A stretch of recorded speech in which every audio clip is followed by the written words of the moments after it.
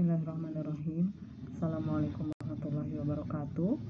Anak-anak sekalian, kita masuk lagi di materi mata kuliah pengantar akuntansi 1 dengan materi untuk sesi pertama, part yang kedua. Di part yang kedua ini kita akan membahas mengenai apa itu akuntansi, kemudian bagaimana peranan akuntansi dalam bisnis, kemudian profesi akuntansi itu apa saja. Kemudian kita juga mengenal apa itu sih PABU atau prinsip akuntansi berterima umum atau PABU. Dan kemudian konsep-konsep yang harus kita kenal ketika kita mempelajari mata kuliah akuntansi, yaitu prinsip entitas bisnis, konsep entitas bisnis, konsep biaya, konsep objektivitas, dan konsep unit pengukuran. Oke ya, kita mulai dari apa itu akuntansi. Menurut American Accounting Association ya, bahwa akuntansi itu adalah suatu proses. Proses apa? Proses mengidentifikasikan, mengukur, kemudian melaporkan. Apa yang dilaporkan, diidentifikasi, diukur, dan dilaporkan, yaitu informasi ekonomi. Itu untuk memungkinkan adanya penilaian dan keputusan yang jelas dan tegas bagi mereka yang menggunakan informasi tersebut. Jadi ini adalah definisi dari American Accounting Association. Sedangkan senada dengan itu, di buku kita ya yang menjadi rujukan kita disebutkan menurut Reeve ya, James Reeve and Warren and Reeve, dikatakan bahwa akuntansi itu adalah satu sistem informasi yang menyediakan laporan. Untuk siapa? Untuk para pemangku kepentingan. Siapa itu pemangku kepentingan? Yang tadi kita pelajari di sesi 1 part 1, part yang pertama. Siapa saja pemangku kepentingan. Nah, kemudian apa saja, berbicara mengenai apa saja? Mengenai aktivitas ekonomi dan kondisi perusahaan. Sehingga tadi kita tahu bahwa para pemangku kepentingan itu kan punya masing-masing kepentingan. Seperti perbankan ingin mengucurkan kredit atau memberikan kreditnya kepada perusahaan. Sebelum mengucurkan kredit, ya para pemangku kepentingan itu tidak mau sembarangan mengucurkan kredit. Dia ingin mengetahui dulu seperti apa kondisi perusahaan, apakah untung ataukah rugi. Kalau untungnya apakah banyak atau tidak, apakah itu menarik bagi investor, bagi kreditor gitu ya, untuk mengucurkan kredit menarik atau tidak gitu. Kondisi perusahaan seperti itu dengan laba yang seperti itu. Nanti bisa dilihat di mana? Dari laporan keuangan. Siapa yang membuat laporan keuangan? Yaitu yang membuat laporan keuangan adalah bagian akuntansi ya. Gitu. Atau pemangku kepentingan lain seperti misalnya shareholders. Nah, shareholders ini kan para pemilik saham. Orang yang mau membeli saham, seseorang yang membeli saham, dia akan melihat dulu kondisi keuangan perusahaan itu seperti apa, aktivitas ekonominya apa gitu ya. Nah, itu bisa jadi laporan keuangannya ya. Sehingga kita bisa sebutkan bahwa akuntansi ini memiliki peranan sebagai bahasa bisnis. Kenapa disebut dengan bahasa bisnis atau business language? Karena di dalam bisnis orang berbahasa itu melalui laporan keuangan saja gitu. Ya.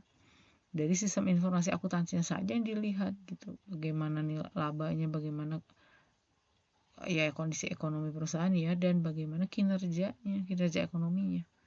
Ya, bicaranya dari laporan keuangan. Sehingga akuntansi itu adalah bahasa bisnis untuk bagi para pemangku kepentingan. Peranannya. Bagaimana proses sistem informasi akuntansi dalam rangka menyediakan informasi bagi tadi stakeholders yang kita pelajari di part 1 itu. Bagi siapa saja stakeholders itu? internal, ada owners atau pemegang saham atau pemilik perusahaan. Kemudian managers, ada employees atau karyawan. Di eksternal, di luar perusahaan ada customers atau pelanggan, ada creditors atau pemberi kredit ya, atau perbankan, ada government atau perusahaan, dan lain-lain ya. Masih ada lagi di sini, ada supplier kan yang kita lihat di part 1 ya, video sebelumnya. Nah, setelah bagaimana proses providing information, bagaimana proses menyediakan informasi to users, bagi pengguna. Yang pertama adalah identify stakeholders, mengidentifikasi siapa yang berkepentingan itu, siapa pemangku kepentingannya, apakah itu owners, manager, customer, creditor, atau ke government. Diidentifikasi dulu. Kemudian yang kedua, assess stakeholders information needs, dinilai kebutuhan informasi dari para pemegang saham itu para pemangku kepentingan itu, informasi apa yang dibutuhkan. Kemudian yang ketiga, design the accounting information system to meet stakeholders needs. Jadi didesain kebutuhan sistem informasi yang dibutuhkan oleh para stakeholders. Baru kemudian didesain ya. Setelah didesain, dicatat, record economic data ekonominya dicatat tentang bisnis, aktivitas bisnis, dan kejadian bisnis. Apa itu kejadian bisnis dan aktivitas bisnis? Ya, aktivitasnya berkaitan dengan operasional perusahaan. Kalau di perusahaan misalnya membeli mesin perusahaan, berarti itu adalah kejadian bisnis atau aktivitas bisnis. Tapi kalau karyawan menikah, itu bukan kejadian bisnis ya. Jadi yang dicatat di dalam akuntansi ini adalah kejadian bisnis, record economic data. Jadi mencatat data ekonomi tentang aktivitas bisnis atau kejadian bisnis ya. Nah, ini prosesnya sama ini dengan yang tadi ya, prosesnya dari identifikasi, menilai, merancang atau desain, record economic data ya about the activity, business activity and events ya, dan sebagainya. Nah, kemudian bidang apa saja dalam akuntansi? Nah, kalian akan mengenal ada 2 bidang akuntansi ya, dan yang lainnya mungkin ada juga, tapi ini yang utama adalah akuntansi keuangan dan akuntansi manajemen. Akuntansi keuangan itu adalah berkaitan dengan apa?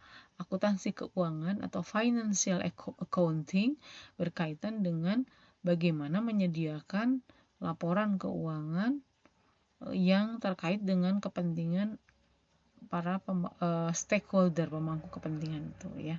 Sedangkan akuntansi manajemen adalah terkait dengan pelaporan dan kebutuhan untuk pengambilan keputusan manajer, baik yang sedang dilakukan maupun untuk perencanaan ke depan. Jadi kalau ini dibuat untuk para pemangku kepentingan, akuntansi keuangan ini, bidang ini ya, sedangkan ini dipelajari untuk kebutuhan para manajer di dalam perusahaan.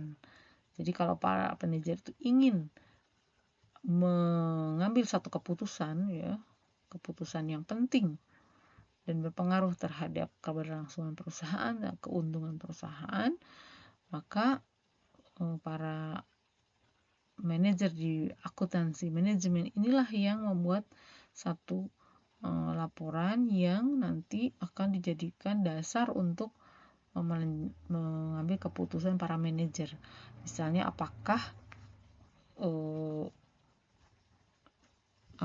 apakah ini akan diambil satu proyek, misalnya ada satu tawaran proyek ataukah tidak gitu ya. Nah, kemudian